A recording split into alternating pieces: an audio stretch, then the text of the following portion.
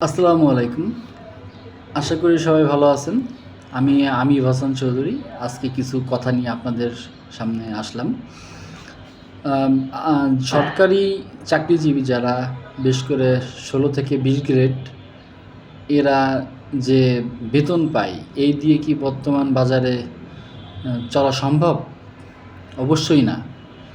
কেননা বিশ্বের যে পরিস্থিতি পাশাপাশি আমাদের দেশের যে বাজার ব্যবস্থা, বিগত সরকারগুলা আমাদের এই কর্মচারীদের হতাশ করেছে। বর্তমান সরকার আমাদের আশ্বাস দিয়েছে এবার আসন্ন বাজেটে পে স্কেল বরাদ্দ রাখার জন্য।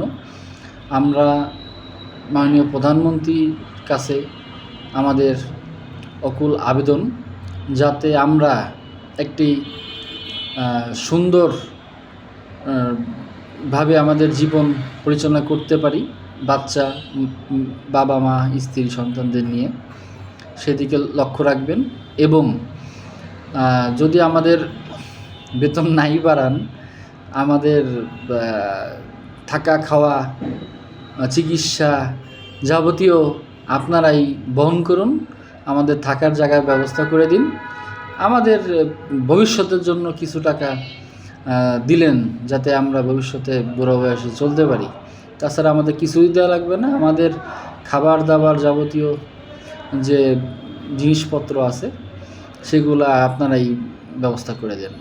আমাদের বেতনও লাগবে না। আমরা শুধু আসবো, কাজ করব, চলে যাব। ধন্যবাদ সবাইকে।